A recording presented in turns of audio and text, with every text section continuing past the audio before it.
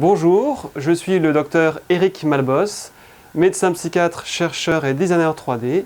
Je travaille en tant que chercheur à l'Institut Fresnel et je suis également partenaire scientifique de C2Care. J'utilise la réalité virtuelle dans le cadre de la psychiatrie et de la psychologie, donc pour la psychothérapie, depuis 2003, donc cela fait maintenant 16 ans. En ce qui concerne les essais cliniques, j'ai mené une quinzaine d'essais cliniques qui ont pour but d'utiliser la réalité virtuelle pour traiter différents types de troubles mentaux, comme les phobies, comme le stress post-traumatique, comme les troubles obsessionnels compulsifs, comme les addictions, comme le trouble anxieux généralisé. Les avantages des thérapies par exposition à la réalité virtuelle sont multiples. Le principal est bien sûr le contrôle que peut avoir le thérapeute sur l'exposition en réalité virtuelle, c'est-à-dire le fait de pouvoir offrir aux patients une progression douce et fluide dans les différentes étapes de thérapie. Par exemple, si une personne a peur de prendre l'avion, eh bien, en réalité virtuelle, on peut tout à fait laisser l'avion sur le tarmac, laisser les sas ouverts pour que le patient s'habitue, commencer avec un avion vide, etc. Alors qu'en réalité, c'est absolument impossible, cette progression est impossible. Alors que là, on a la douceur de cette thérapie par exposition à la réalité virtuelle. L'autre avantage est la confidentialité, puisque tout se fait à l'intérieur en fait du bureau du clinicien, du thérapeute ou du chercheur. Et l'autre avantage, c'est que ça peut être répété de manière infinie.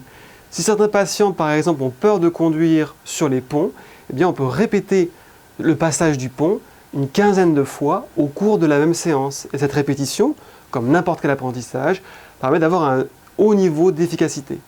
Enfin, le dernier avantage, qui n'est pas des moindres, c'est évidemment le temps. Accompagnant son patient dans un vrai avion ou dans une vraie voiture prend énormément de temps, alors que là, tout peut se faire en une demi-heure. Donc les thérapies par exposition à la réalité virtuelle permettent ainsi de dépasser les inconvénients de l'exposition classique, puisque accompagner un vrai patient dans un avion, accompagner un vrai patient face à un vrai chien, accompagner un patient dans la conduite, accompagner un patient dans la rue qui a peur des détritus, eh bien, ça prend beaucoup de temps, c'est très lourd et surtout, c'est trop brutal pour le patient. 25% des patients ne vont pas faire de thérapie par exposition parce qu'ils ont peur de l'exposition elle-même. C'est ça le problème de l'exposition classique in vivo. Or, la réalité virtuelle permet justement de donner au patient suffisamment de courage, parce qu'il sait, une partie de lui sait que ce n'est pas tout à fait réel. Et il va justement avoir le courage d'affronter des situations qu'il n'oserait pas affronter dans la réalité. D'autant plus qu'il sait que les étapes sont très douces et très progressives et que c'est le thérapeute qui contrôle tout. Le nombre de passagers dans un avion, le nombre de voitures sur l'autoroute, le pourcentage de saleté sur un mur, le nombre de paquets de cigarettes sur une table, etc. Donc cette douceur rassure beaucoup le patient et c'est ce qui fait un gros avantage par rapport à la thérapie classique in vivo. Les patients donc, quand ils sont au début de la prise en charge en thérapie par exposition à la réalité virtuelle, sont intrigués. Souvent, la technologie les fascine, ou parfois, ils ne la connaissent pas. Parfois, ils sont un petit peu, je dirais, timides par rapport à la réalité virtuelle. Mais finalement, ils sont passionnés par cette nouveauté et par le fait qu'on leur offre quelque chose de nouveau et qui est reconnu comme étant efficace. Donc, si certains au départ paraissent un peu hésitants, dès l'instant qu'ils utilisent le casque de réalité virtuelle, dès la première séance en exposition, eh bien, ils sont totalement immergés et ils en redemandent. Le transfert d'apprentissage, en réalité, c'est-à-dire ce que le patient a appris en réalité virtuelle, il va pouvoir le transférer en fait, il va pouvoir transférer ce qu'il a appris en réalité, se fait de la même façon qu'une thérapie classique. Une fois que la thérapie en exposition à la réalité virtuelle est terminée, elle peut même se chevaucher avec l'exposition. Le patient va de lui-même, c'est-à-dire sans le thérapeute, va de lui-même s'exposer aux mêmes environnements, mais cette fois-ci dans la réalité, en suivant exactement les mêmes règles qu'il aura apprises en réalité virtuelle. Donc il va s'exposer progressivement. Mais comme il aura été préparé à la fois aux méthodes qu'il aura révisées en réalité virtuelle, et en même temps il se sera exposé en réalité virtuelle, il sera préparé, et la plupart des patients passent ce cap, transfèrent leur acquis dans la réalité, ils peuvent ainsi reprendre l'avion, reprendre la conduite, arrêter de fumer, arrêter leur rituel par rapport aux obsessions, se détendre. En ce qui concerne l'efficacité clinique de la thérapie par exposition à la réalité virtuelle par rapport à l'exposition classique in vivo, les études cliniques et les méta-analyses, qui regroupent des centaines d'articles, montrent que l'efficacité est au moins égale, mais sans les inconvénients que j'ai cités de la thérapie classique, qui est beaucoup trop brutale.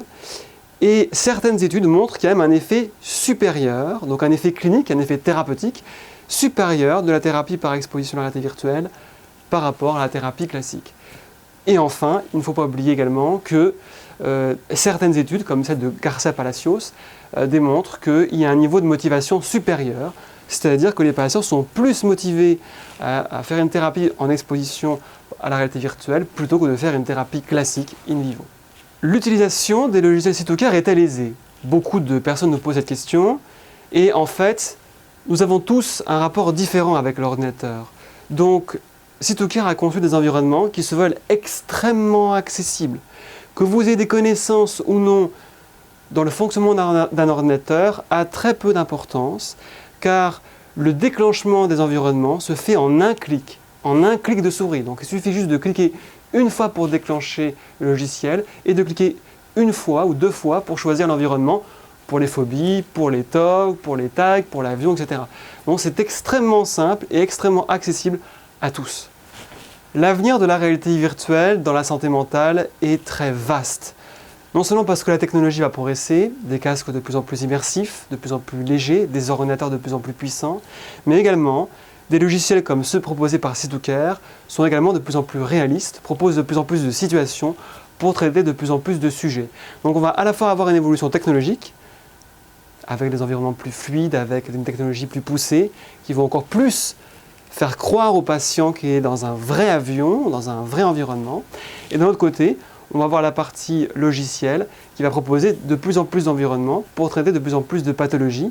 Donc l'avenir, ça va être de traiter évidemment la schizophrénie, enfin on ne peut pas la traiter, mais de faire des séances d'apprentissage cognitif pour la schizophrénie. Ça va être aussi de faire des techniques qui permettent aux patients de s'habituer à leurs hallucinations en réalité virtuelle. C'est ce qui fait de manière expérimentale, mais pas encore en clinique classique. Donc on pense essentiellement à ça. Il va donc y avoir une évolution technologique et également une évolution dans l'élargissement des indications de la thérapie par exposition à la réalité virtuelle. En tant que médecin psychiatre et chercheur, je conseille d'utiliser effectivement les environnements construits par Cytocare, car ce sont des environnements qui se veulent réalistes, qui ont été conçus sous ma supervision, donc sous la supervision d'un professionnel qui a eu à traiter des milliers de patients en thérapie par exposition à la réalité virtuelle. Les environnements sont variés, sont vraiment accessibles, et je pense très sincèrement que c'est l'une des meilleures offres qui existent à cette heure dans le monde.